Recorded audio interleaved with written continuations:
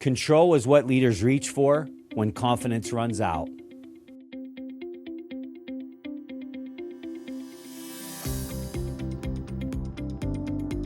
This is the Champion Forum podcast with Jeff Hancher, the forum for leaders, champions, and dreamers.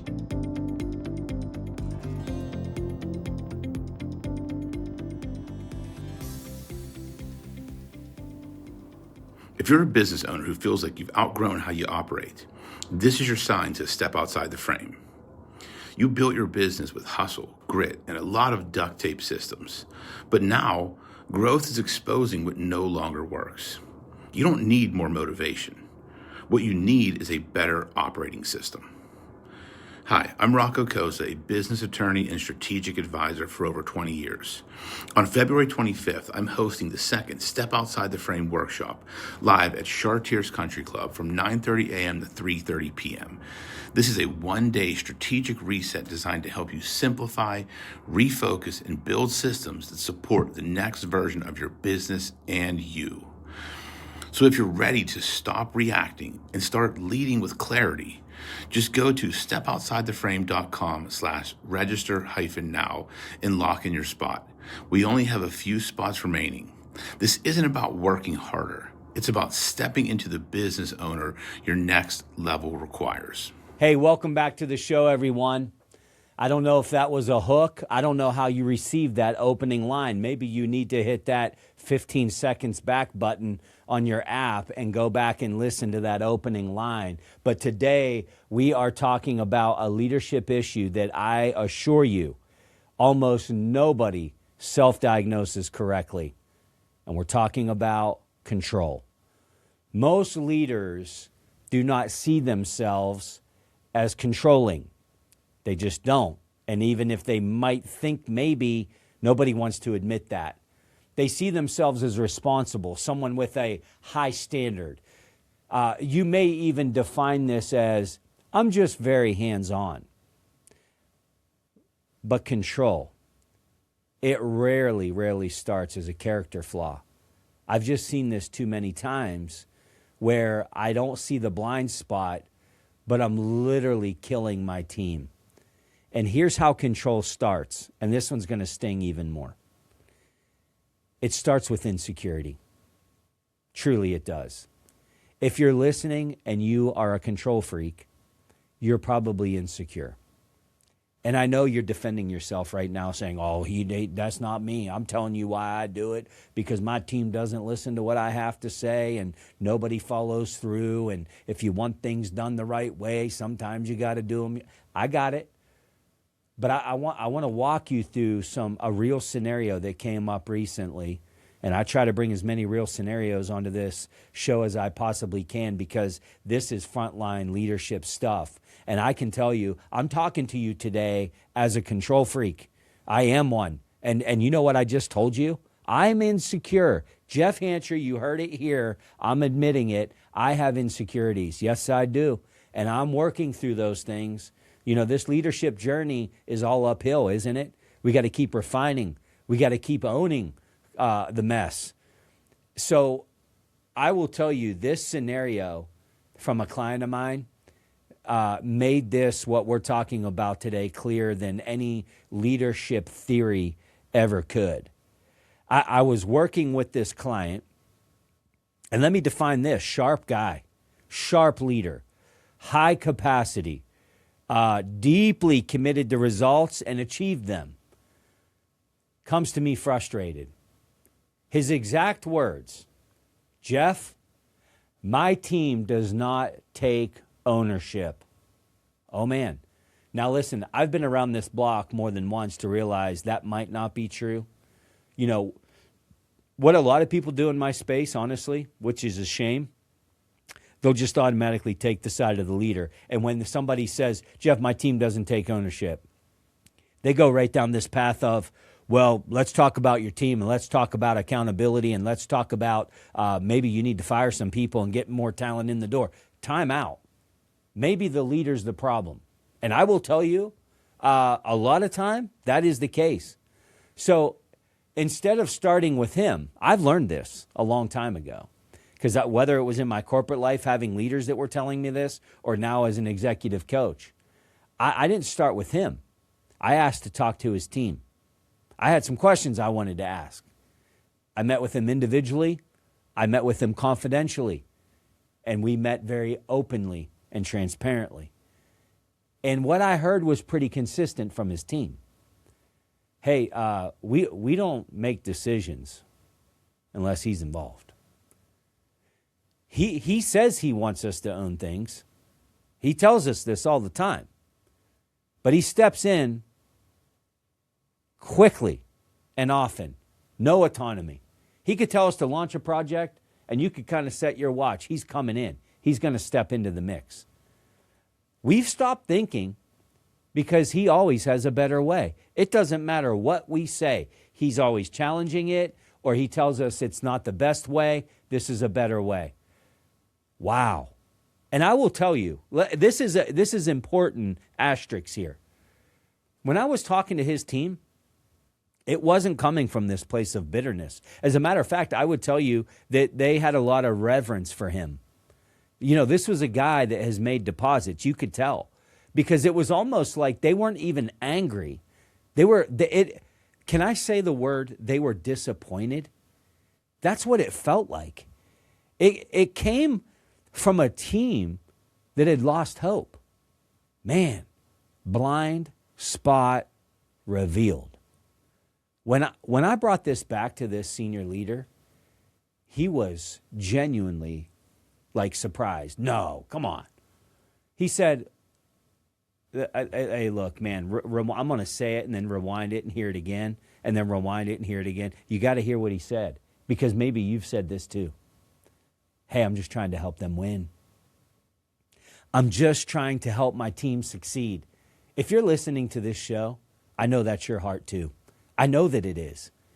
And that is the moment that if I had to paint the picture of control, this is the moment that I see over and over again. Control is often disguised as care. But here's what's really happening. Every time he stepped in when he shouldn't have, he sent a message. And here's the message. I do not trust you with this. I don't trust you. And eventually, his team believed him. They believed him. Not because they were incapable, but because they were conditioned by this leader. So what's the root issue here? Well, we dug deeper. We dug a little deeper into this scenario, and the real issue surfaced. And I got to tell you, it was this moment of epiphany for this leader. He felt the weight of responsibility, the pressure of all the outcomes, the fear of things going sideways. I know this is resonating with you, because if you're listening to this show, you're feeling the same pressures. You feel the weight of leadership. You feel the pressure of results and key performance indicators and customer service and retaining talent and all of the things. And underneath all of it was a quiet belief that this leader had, which was this: hey, if I'm not involved, something's going to go wrong. And I can't afford for anything to go wrong. Can I just take a pause and tell you this? If that's you, that's not excellence. That's insecurity. When leaders don't trust themselves, they stop trusting other people. And control becomes the coping mechanism. And look, I can tell you I'm an expert on this subject. And I'm an expert on this subject because I'm talking about me. And it's a constant challenge that I work through. But here's what it's going to cost you. And it cost him. His team waited instead of acted. They never acted. There was never anything proactive. Innovation was stagnant. High performers on his team had disengaged. I'm glad to report that he didn't have a lot of turnover, which is shocking. But I will tell you, the reason there wasn't turnover is because they knew deep in the core of this leader, he did truly care. However, The worst case scenario was that his team kept showing up, but they were dead inside. Control did not prevent mistakes. It prevented growth. Being a control freak does not prevent mistakes. It doesn't. It prevents growth.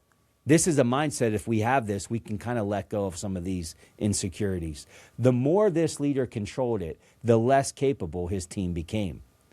But there has to be a turning point here. The breakthrough came when I asked this leader this one question, and if you are on and this is resonating with you, I'm going to ask it to you. What would happen if someone failed without you stepping in? What would happen if someone failed without you stepping in? And he paused and he looked at me and he said, they'd probably learn something. That was the shift. That was it. Isn't it true that every time you have failed or had a setback, you were provided with an opportunity to grow and learn and not do it again? Confidence is not the absence of risk. It is the willingness to develop people through it. There's going to be risk, but there's risk also of not doing this. There's 3 shifts that I believe every leader has to make. And if this resonates with you today, this show, here's the 3 shifts that I think you need to think about, and here's the 3 shifts that matter. The first one, you have to shift from managing steps to managing outcomes. Forget about the steps. Think about the outcomes. This is going to release you from all the control. The second one, shift from constant involvement to intentional availability. You don't always have to be, on the field playing the game. But your team has to know, I'm available. Come to me if you need me. I'm here to guide. I want to be your guide. Third, shift from proving your value to developing people. When you have to prove your value, you're insecure. When you're focused on developing people, you're not making it about you any longer. By the way, developing people means they're going to do it wrong from time to time. If you're a parent, you know this is true, right? Your leadership value is not found in control. It's found in reproduction. Reproduction is the ultimate goal of any great leader. How do I raise up more leaders? How do I reproduce myself and other people? Let me encourage you for a moment as we close this episode. If what we're talking about today stirred something in you, this doesn't make you a bad leader. I don't want you going off of this show saying, Jeff called me out again today. I suck as a leader. No, you're identifying. Self-awareness is the foundation for improvement. If this is resonating and you're owning this today, you're not a bad leader. What you are is a very honest leader. Every leader feels the weight of responsibility like you. Every leader feels the pressure to get it right, just like you. And many leaders reach for control because they do care deeply. I would tell you that's my flag that I carry. My children call me out on it. My wife calls me out on it. I've had team members call me out on it. And literally the heart of my control is that I truly do care. It doesn't make it right, and it certainly doesn't justify it. But I do know if you're listening to this and you've identified this truth, I'll bet it's because you do care deeply. Listen, the goal is not perfection. The goal is awareness and growth, incremental growth. You're allowed to trust the people you're developing. You're allowed to let go and still be a great leader. Control may feel like leadership in the moment, but confidence, man, that creates the greatest leaders, doesn't it? Appreciate you all listening in today. Hey, if this show is adding value to you, it's helping you grow as a leader, the greatest compliment that you could ever give to me is to share this show with one other leader in your life that's looking to make a difference in the lives of people.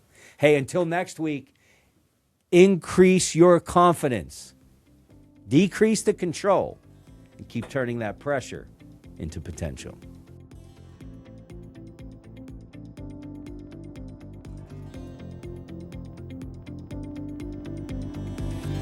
The Champion Forum podcast with Jeff Hancher. Lead, inspire, win.